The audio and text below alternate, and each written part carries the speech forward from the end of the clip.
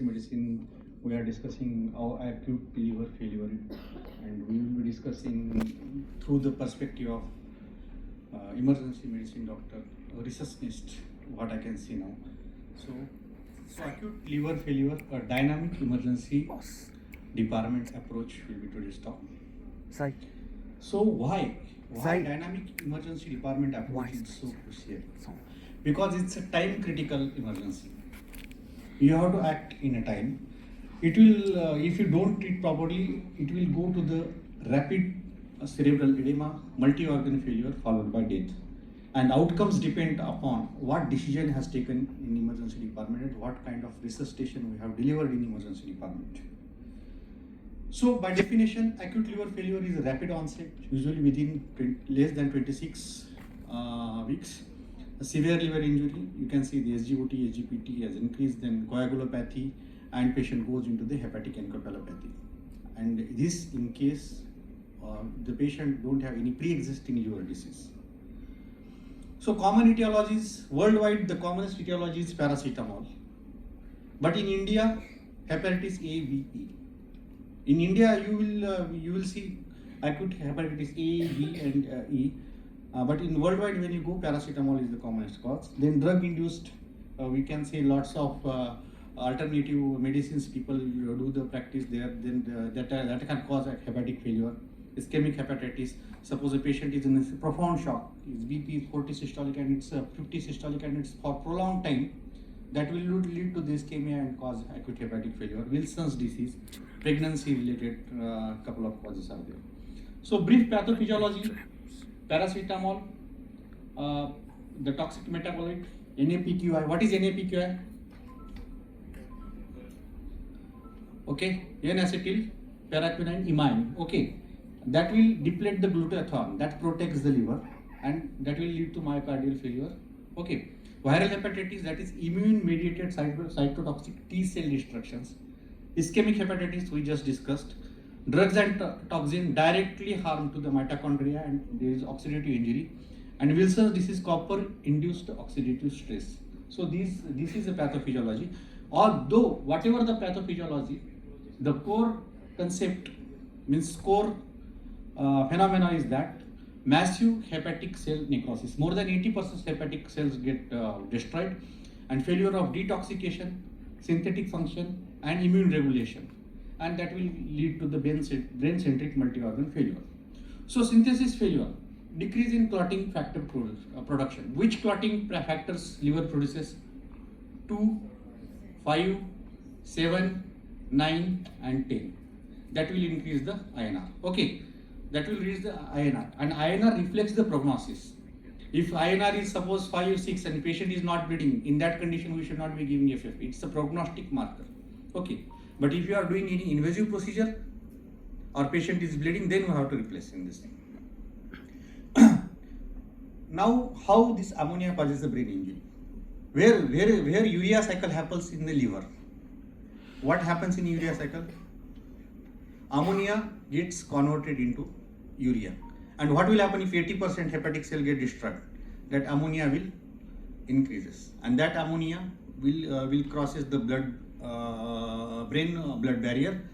Astrocyte glutamine accumulation will be there, and there will be cerebral edema.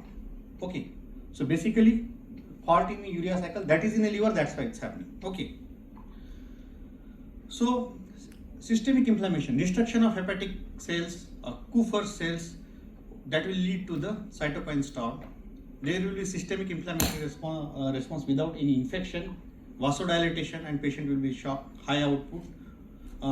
Shock will be there, and patient go in hepatorenal failure. How it will go in hepatorenal failure? Due to hypoperfusion, acute tubular necrosis, and hepatorenal physiology. And again, if renal function get deteriorates, it will worsen the brain pathology. Metabolic failure, there will be hypoglycemia in liver failure patient. Why? There will be no gluconeogenesis, there will be no glycogenolysis. Suppose if you don't eat food from morning till evening, blood sugar will be normal because that glycogenolysis will happen, gluconeogenesis will happen, everything happens. So if that get destroyed, patient will go in hypoglycemia, and that hypoglycemia can be lethal. Hence, this patient require continuous dextrose infusion also, and after that also we have to check the blood sugar level every hourly. Immune paralysis. What is a Kupffer cell? In pathology, after a long time you must be hearing this Kupffer cell. It's present in the sinusoids of the liver. They work as a filter of the blood. Means phagocytosis will happen there, everything. But that Kupffer cell get damaged, they start dysfunctioning, and there will be high risk of infection. Okay. Then how patient present to emergency department? Nausea, jaundice, and altered sensorium. Any altered sensorium with chronic liver disease or any with jaundice and altered sensorium, many patients come, we have to look for the liver failure in that. So what are the grades of hepatic encephalopathy? Grade 1, altered sleep. Grade 2, asterixis, confusion, and coma. You can see this, if flap is present in grade 2. Okay, we check the flap. Okay. And then confusion, stupor, and coma. This differentiation is important because if grade 3 or grade 4 hepatic encephalopathy is there, that patient requires intubation. Okay. So what investigations we should be sending from emergency department? We will be discussing only very focused points here. Blood gas analysis, lactate, CBC, comprehensive metabolic panel means renal function, liver function test, PT-INR, serum ammonia, blood glucose, urea, creatinine, and blood culture. Okay, because they are very much prone for infection because Kupffer cells are getting dysfunction. Okay. So, unless blown otherwise, worldwide they practice. You send up serum paracetamol level because it is the worldwide commonest cause for acute liver failure. So, it has recommended autoimmune marker, ceruloplasmin, and pregnancy test that we generally do in childbearing age group. Okay. And imaging, USG Doppler. Why we should do the USG with Doppler? Budd-Chiari syndrome. What happens in Budd-Chiari syndrome? Venous outflow obstruction will happen, and that is pretty reversible thing. So that has to be diagnosed early. So one investigation, one imaging that should happen in emergency department in acute liver failure is sonography with Doppler. Okay. And the CT brain if patient's deterioration, not routinely. If we know that patient is having hepatic encephalopathy, no need to undo unnecessarily CT scanning in these things. Then what are the ED priorities? Protect airway protection, prevent cerebral edema, maintain glucose and hemodynamics, identify the cause, what is the and initiate the bridge therapies and early transplant and referral. Okay, so these are the things. So ED, ABC stabilization, head elevation because it will prevent cerebral edema, avoid hypoxia and hypercapnia, again it will cause swelling, so we have to avoid hypercapnia, hourly glucose monitoring because I told because because lots of glucose stores are in the body. If it's failure, then patient will go in hypoglycemia, and that can be detrimental. So we have to give continuous dextrose also, and we have to check hourly glucose also. Okay. So airway management, early intubation, because in grade 3 intubate, other than patient will aspirate and then don't wait till then. Grade 3 hepatic encephalopathy, we should go ahead and intubate the patient. Avoid hypoxia and hypercapnia. Again, hypercapnia to reduce the cerebral edema. So airway management, what are the objective criteria for these things? Intubate early if GCS less than 8. If grade 3-4 encephalopathy we have to do. If patient is agitated, vomiting. With agitated patient again will increase intracranial pressure. So this is the criteria. Use rapid sequence intubation. In head injury also, we recommend for rapid sequence intubation because if you don't paralyze and sedate patient, patient will cough and that will increase the intracranial pressure and that can lead to the pouring. So in hepatic encephalopathy, ammonia surge is so high that patient will go very rapidly into cerebral brain edema and patient get arrested and his pupils. Otherwise, if don't arrest then doesn't arrest then patient pupils may get fixed and dilated. So we have to act very fastly in these things. Avoid hypoxia and hypercapnia. Then rapid sequence intubation. One should not be using midazolam, one should not be using thiopenton, one should not be using propofol. In ketamine also one should avoid.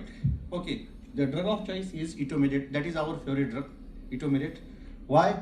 It is because it's hemodynamic stable. It will not cause hypotension, minimal effect on intracranial pressure. It's rapid onset, and that many studies has proven that single dose of intermediate will not do adrenal suppression. Okay, so this is drug of choice.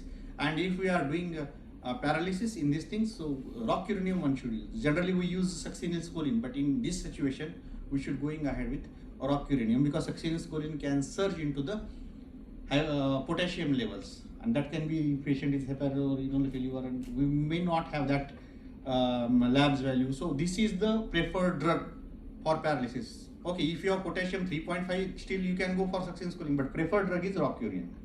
Okay, breathing, head elevation 30 degrees, circulation, I can see that mean arterial pressure one has to maintain more than 65, and balanced cristoid, and first support is that noradrenaline.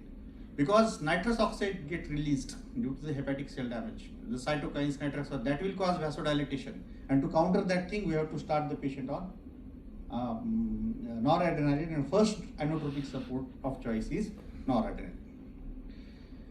Now continuous ECG, BP monitoring, hourly glucose monitoring, continuous dextrose infusion is very important. I am again emphasizing, monitor the urine output.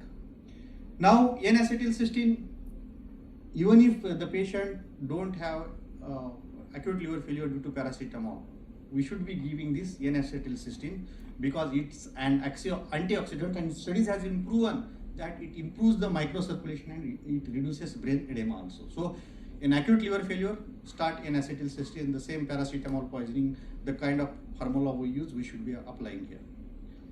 Okay. And then if cerebral edema is there, then we can, if you are suspecting, then mannitol, if patient and intubation should be there, and we have to maintain the electrolytes in the defined range. Okay, encephalopathy management, lactulose, we should be doing that. We know that 3 to 4 stools per day, avoid sedatives, treat, sedative means midazolam, because that get metabolized into the liver, that's why we should be avoid that thing. Treat the precipitating factors, what are the reason we have to treat, and early intubation in grade 3 and grade 4. Coagulopathy principle, I told you that unless patient is actively breathing, or if you are not planning for any invasive procedure, then based upon the INR, one should not be giving FFPs. When to start antibiotic? Yeah, this is a defined criteria. If though patients are prone for infection, but there is set criteria to start the antibiotic. If rising lactate is there, grade 3, grade 4 encephalopathy is there, and if we have put the invasive line, in that situation we should be putting this central line. I think we can do piperacillin and tazobactam, or we can go ahead with meropenem also. Now this is very important. This knowledge is very important, because if liver has failure, ammonia is increasing. So you are mannitol, you are doing this rapid sequence intubation, you are giving the mannitol, that will not remove the ammonia. The first thing, the thing which will prevent further coning, means cerebral edema and coning, will be the removal of ammonia, and that will be happen only after the CRRT. So continuous ammonia clearance, it will prevent rebound hyperammonia. Why not dialysis? Because dialysis you have to do, means you have to do episodically. Today you have done, after some time. This is a continuous process. So this has been prevented, and it controls acidosis and fluid overload also. And even if patient is hemodynamically unstable, we can offer these things. So CRRT to remove basically ammonia. Okay. Now, so these are the indications when to remove these things.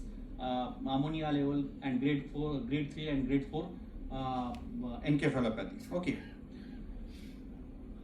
Okay.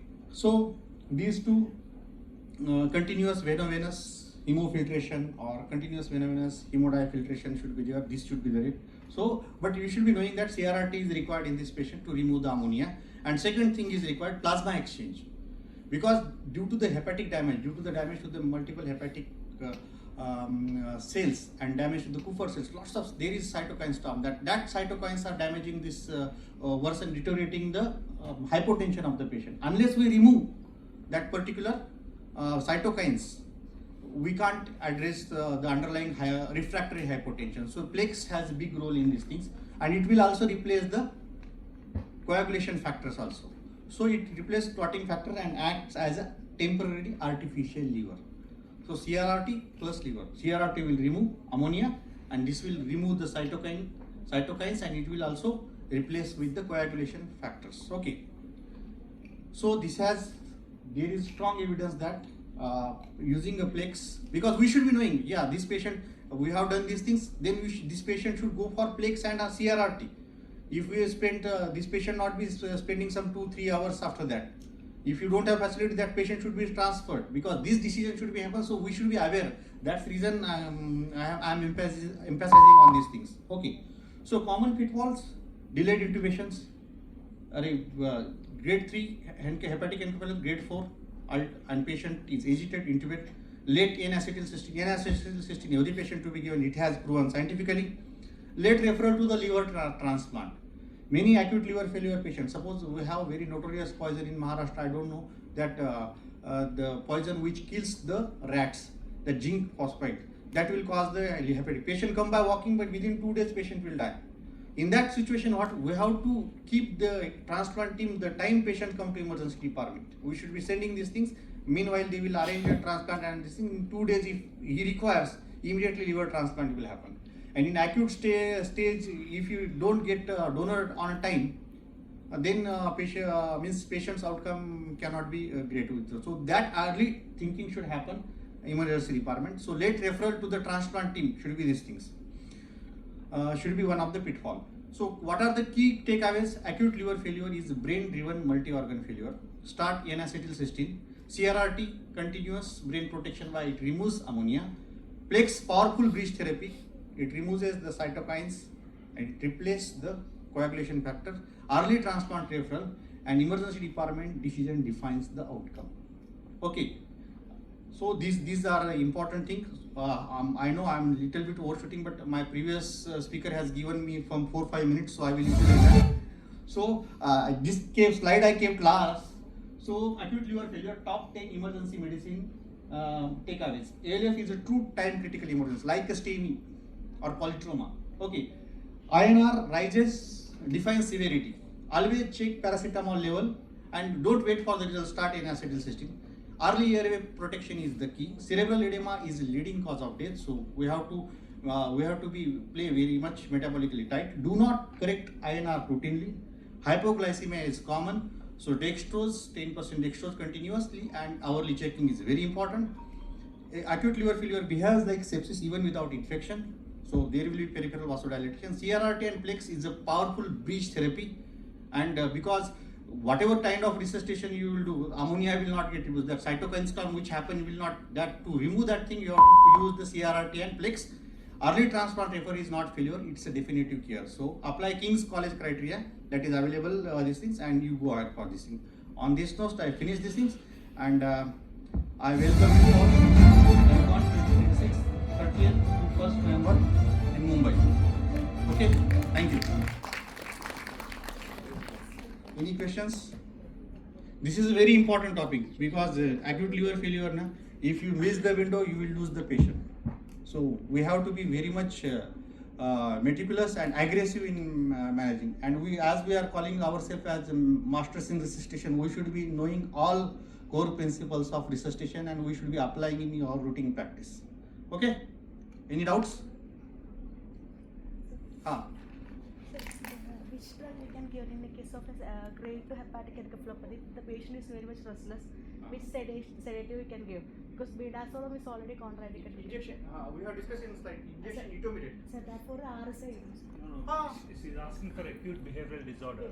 If the patient is very restless, so he's an encephalopathy. Encephalopathy patient. In that thing, we can use some dose of injection haloperidol. But agitation and restless patient, it comes on to grade 3. So in that situation, you can think to intubate that patient also.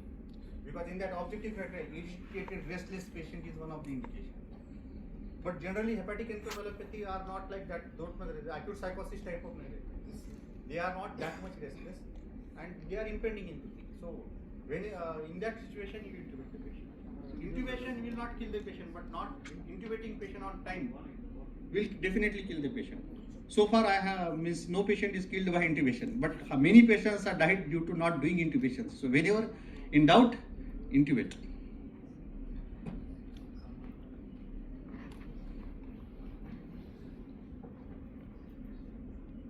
Okay. Thank you.